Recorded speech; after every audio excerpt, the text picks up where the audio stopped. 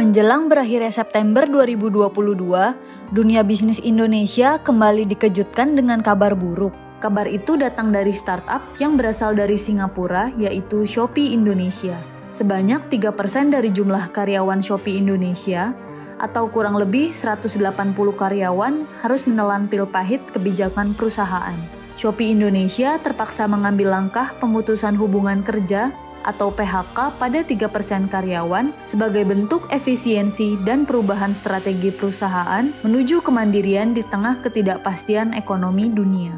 Hak-hak karyawan masih tetap diberikan, seperti uang pesangon, 1 bulan gaji, dan asuransi kesehatan yang masih bisa digunakan sampai akhir 2022.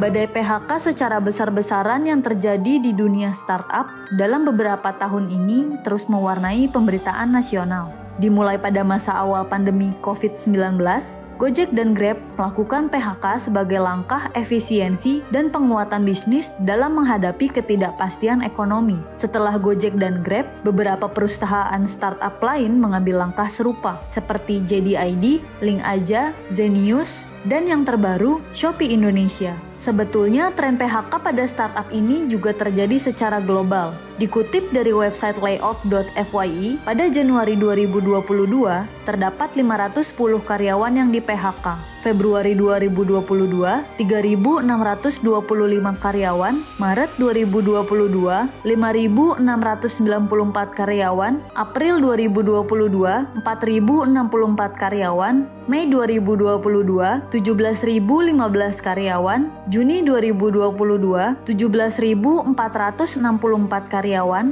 Juli 2022, 16.223 karyawan, dan Agustus 2022, 12.830 karyawan. Berdasarkan bidang usaha yang digeluti, startup yang paling banyak melakukan PHK berada pada sektor makanan dan minuman dengan 11.436 karyawan, transportasi 9.766 karyawan, retail 7.899 karyawan, kesehatan 7.486 karyawan, dan keuangan 7.436 karyawan. Indonesia sebetulnya masuk 10 negara dengan jumlah startup terbanyak di dunia. Berdasarkan data Masyarakat Industri Kreatif Teknologi Informasi dan Komunikasi Indonesia atau MIKTI, pada 2021, Jabodetabek masih menjadi wilayah dengan jumlah startup terbanyak, mencapai 481, disusul Malang 115 startup, Bandung 93 startup, Daerah Istimewa Yogyakarta 85 startup, Makassar 61 startup, Denpasar 59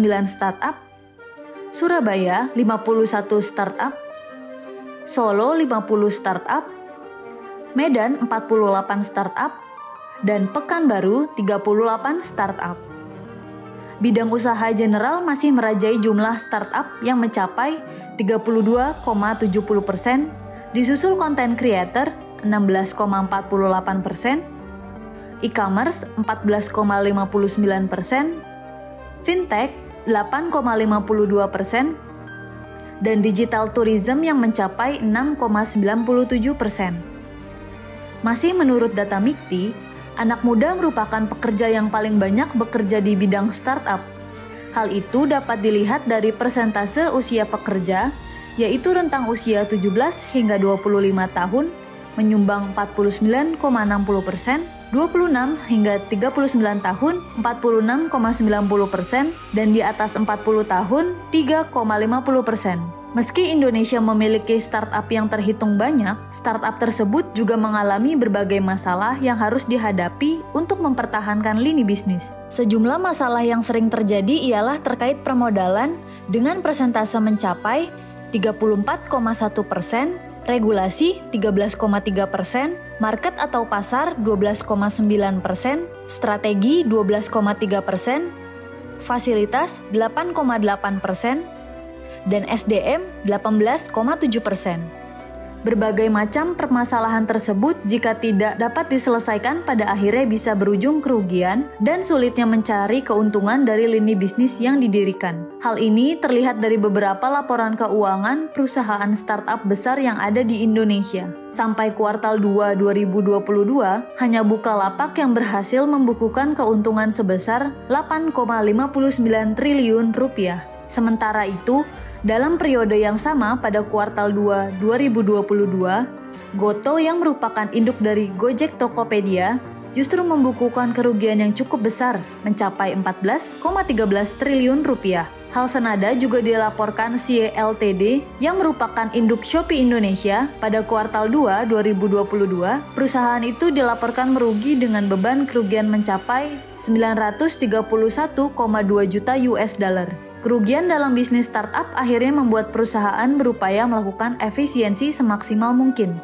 Salah satunya dengan melakukan PHK massal. Langkah ini terpaksa diambil karena iklim dunia startup yang masih berorientasi pada penetrasi dan belum berfokus pada kemandirian dan mencari keuntungan. Kondisi keuangan dunia yang sedang tidak menentu membuat investor sudah mulai menuntut keuntungan. Momentum itulah yang mendorong berbagai startup pada akhirnya berupaya mengubah model bisnis demi mempertahankan kemandirian dan keberlangsungan.